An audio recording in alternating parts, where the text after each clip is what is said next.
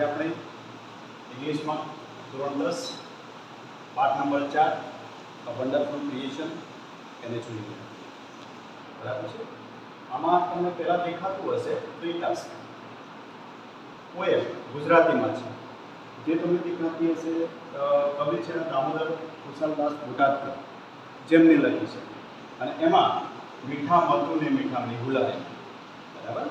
હવે આમાં આ કવિતા આપણે જોતા નથી ટાઈમના હિસાબથી, પણ આમાં આપણે જોઈએ તો ખાસ કરીને આ પોએમમાં બધું જ માતા. બરાબર છે. માતાને આમ જે ગણાય એનામાં કેટલી આમ ક્વોલિટીઝ હોય છે. એ ક્વોલિટીઝ બધી માતામાં હોય છે કે અહીંયા આપણે દર્શાવેલી છે કે T1માં આપણે જોઈએ તો ડેડિકેટેડ. ડેડિકેટેડ મતલબ એનામાં એક સમર્પણની ભાવના છે. હોસ્પિટેબલ એનામાં આતિથ્યપણું. નોલેજેબલ એક પ્રકારની જ્ઞાની છે. આપણે જ આપણી માતાને જોઈ લો. વિટી એક વિનોદી, વિનોદ સ્વભાવની. અફેક્શનેટ એકદમ સક્રિય કોઈ પણ બાબત. જનરસ ઉમદા. એક માતા કોન્ફિડન્ટ હંમેશા આત્મવિશ્વાસથી ભરી. ક્રિએટિવ સર્જન કરનારી. ઇન્ટેલિજન્ટ મહેનતુ. આપણે જોતા હોઈએ છીએ પર ડે એ માતા કેટલું કામ બરાબર છે આપણું ઘરનું કરતી હોય છે. રિલાયબલ વિશ્વસનીય. સોશિયેબલ મતલબ સામાજિક ભાવના એ સૌથી વધુ ઘરમાં એક માતાને જ હોય છે. કેરફુલ એક કાળજી રાખે. જો કોઈ હોય તો એ માતા છે. તો આ એક માતા ઉપર જે પાઠ છે અ વન્ડરફુલ ક્રિએશન. આપણે જે આ વન્ડરફુલ ક્રિએશન એક અદ્ભુત સર્જન જે ભગવાન એક માતાને બનાવી રહ્યા છે.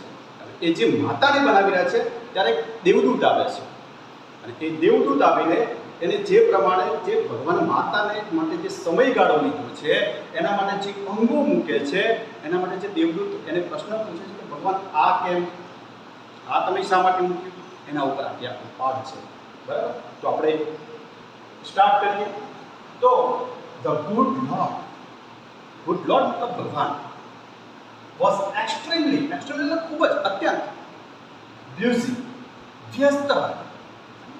ગુડ લોર્ડ વોઝ એક્સ્ટ્રીમલી વ્યસ્ત, ખૂબ જ વ્યસ્ત. ધેટ ડે એ દિવસ, જે દિવસે દેવદૂત એમની પાસે ગયો એ દિવસની વાત કરે છે. The good Lord was extremely busy that day. એ દિવસે ખરેખર ભગવાન ખૂબ જ વ્યસ્ત હતા એવું દેવદૂત કહે છે. He was into the 6th day of our time. જ્યારે એ સમય કામ કરતા હતા એ 6થો દિવસ હતો ભગવાન. સતત કાર્યશીલ હતા, સતત બ્યુઝી હતા, એક્સ્ટ્રીમલી બ્યુઝી. એ સમયનો 6થો દિવસ હતો over time. When he was working with full concentration. હવે 6થો દિવસ સતત 6થા દિવસે કામ કરતા છતાં પણ એમનું એકદમ ફૂલ કોન્સન્ટ્રેશન, સંપૂર્ણ ધ્યાન સાથે an angel, એક દેવદૂત appeared મતલબ દેખાય, ત્યાં આવ્યા દેખાય. and commented અને કોમેન્ટ કરી. an angel appeared and commented અને શું કોમેન્ટ કરી? you are taking so much care for creating this creature. એ ભગવાન એને કોમેન્ટ પાસ કરી કે તમે આટલી બધી કાળજી, you are taking so much એટલે ખૂબ જ વધારે. ટેકિંગ એટલે કાળજી લઈ રહ્યા, ટેકિંગ એટલે લેવી, કેર એટલે કાળજી. આટલી બધી ખૂબ જ વધારે કાળજી કેમ લઈ રહ્યા છો? Four creating this creature. આ ક્રીચર એક આ પ્રાણી જે પણ હોય ને આ બનાવવા માટે, ક્રિએટિવ એટલે સર્જન કરવા માટે તમે આટલો બધો સમય અને આટલી બધી કાળજી શા માટે લઈ રહ્યા છો? Said the Lord. હવે જુઓ બીજો પેરેગ્રાફ કે સેડ ધી લોર્ડ, ભગવાને કીધું. સાચી વાત છે. Do you want to know the details? તમે જાણવા માંગો છો કે ખરેખર આમાં હું શું કામ હું આટલો બધો સમય લઈ રહ્યો છું અને શું કામ આટલી કાળજી લઈ રહ્યો છું? What are this? The Angel was curious. એટલે ઉદ્દેશ વ્યાપી અને જાણવાની ઉત્સુકતા જાગી. ક્યુરિયસ ઉત્સુકતા, એટલે એક ઉત્સુકતા જાગી ફટાવતી છે શું કંઈક બનાવી રહ્યા છે દવ આ બાજુ આવી જાય ભગવાન એને બધું જણાવે છે all her parts should be movable and replaceable too.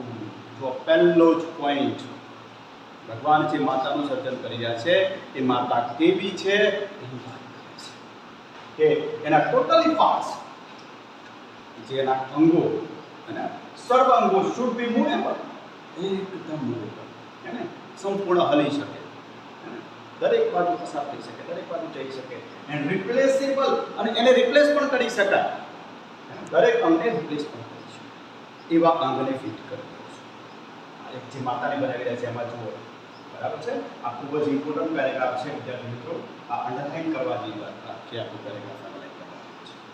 She has a leg that disappears when she stands up. હે ને? એમાં બીજી વસ્તુ એ કહે છે કે હું એને એવો ખોડો જ્યારે બેઠ એવો ખોડો એને ઊભો કરવા માંગુ છું અથવા મૂકવા માંગુ છું that disappears when she stands up. જેવી એ ઊભી થાય એ ખોડો I have to endo, E-N-D-O-W, endo એટલે આપવું. Her with a kiss. કહેવા માંગે છે I have to endo, હું એને આપવા માંગુ છું. તેડી એટલે her એટલે તેની માતા, માતાને આપવા માંગુ છું. શું આપવા માંગુ છું? A kiss that can cure everything. એક ચુંબન આપવા માંગુ છું. હે એ ચુંબનથી that can cure એટલે સારવાર લઈ શકાય શેની? everything, દરેક વસ્તુની, from a broken leg, તૂટેલા પગથી મોડીને broken heart, હૃદય પર કોઈ પણ પ્રકારની અસર પડી હોય, કોઈ પણ જાતની ઘરમાંથી બહારથી, ટોટલી એક જ ચુંબન એને આપું છું, તરત જ બધી જ વસ્તુ દૂર થઈ જાય. અને જે તકલીફ છે, કોઈ પગ ભાગ્યો છે, હાથ ભાગ્યો છે, કોઈ પણ દિક્કત આવી છે એ સંપૂર્ણ દૂર થઈ જાય. મોરેવાનો થાય તદુપરાંત she has to have 6 pairs of hands. બરાબર છે, કહે છે તેણીને 6 જોડી હાથ, 6 pairs of hands, 6 જોડી હાથ આપવા માંગુ છું. she has to have, she must be able to run on any food available to her. હવે 6 જોડી હાથ આપવા માંગે છે, શા માટે? તો she must be, ફરજ, must ફરજ છે કે able to મતલબ સક્ષમ, yani સક્ષમ બનાવે two run on any food બનાવવું હોય, કોઈ પણ પ્રકારની રસોઈ બનાવવી તો એમાં ક્યારેક પણ થાકે નહીં, હારે નહીં, સંપૂર્ણ મતલબ કરી શકે ટુ રન, દોડીને, હે ને એના હાથ ચલાવીને આ પણ કામ, બીજું કામ, આ કામ, મતલબ ફૂડ કોઈ પણ બનાવવું તે સંપૂર્ણ કરી શકે. And should have 3 pair of eyes. અને બીજું શું આપવા માંગે છે? મોસ્ટ ઇમ્પોર્ટન્ટ વાત છે 3 જોડી આંખ. બરાબર છે.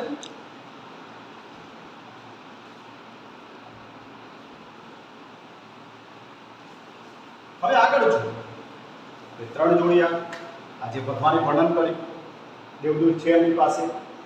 તો હવે દેવદૂતને થોડું અંદરથી પ્રશ્નો થયા કરે છે, એ મૂંઝાય છે. જો અહીંયા છે એના પછીનો પેરેગ્રાફ ધી એન્સર. દેવદૂત છે શું એમ સમજ ન પડી રીતે ખંજવાળે, સમજ નહીં પડતી આવું ભગવાન આવું કેમ માતાને બનાવવા માંગે છે? His head slowly and said, મતલબ એનું જે માથું છે હળવેથી, સ્લોલી એટલે હળવે હળવેથી, આમ કઈ સમજ ન પડી રીતે આમ કરે છે. એન્ડ said, અને કહે છે a mighty impossible task. ખરેખર જે આ તમે કામ કરો છો તો એકદમ માઇટી ઇમ્પોસિબલ છે. આ ઇમ્પોસિબલ કહી શકાય એમ. આઈ સપોઝ હું માનું છું એટલે મને એવું લાગે છે કે આ તો બહુ ઇમ્પોસિબલ લાગે છે. અને એ પ્રશ્ન બી પૂછે છે એના પછી એ 6 pair of hands, 6 pairs of 6 જોડી નો વે છે. જોઈએ હજુ વાત કરે છે તો એના પછીના પેરેગ્રાફમાં વાત કરે નો, આ ભગવાન જ્યારે ઈ કહે છે ત્યારે નો, these hands are not a problem for me. આ 6 જોડી હાથની જે વાત છે એ મારા માટે કોઈ પ્રોબ્લેમ છે નહીં. It is the 3 pair of eyes. મારા માટે પ્રોબ્લેમ છે 3 જોડી આંખ. That the mothers have to જે મારે આપવું છે. મતલબ લોર્ડ મોટી ફસલ. ભગવાન જે હતા એ તમારા પચલે ગૂંચવાયેલા હતા. એ શેમાં ગૂંચવાયેલા હતા? એ 3 જોડી આંખો મૂકવા. જે હાથ 6 જોડી હતા એમાં એ કહે છે મને એમાં કશો વાંધો છે નહીં. જે 3 જોડી જે હું આંખો મૂકેલો છું એમાં થોડી ફસલે મૂંઝાયેલા હતા. ઓ નેક્સ્ટ પેરેગ્રાફ. ઓકે તો વિદ્યાર્થી મિત્રો આજે હવે આપણે આટલું રાખીએ. આવતું નેક્સ્ટ ટાઈમ.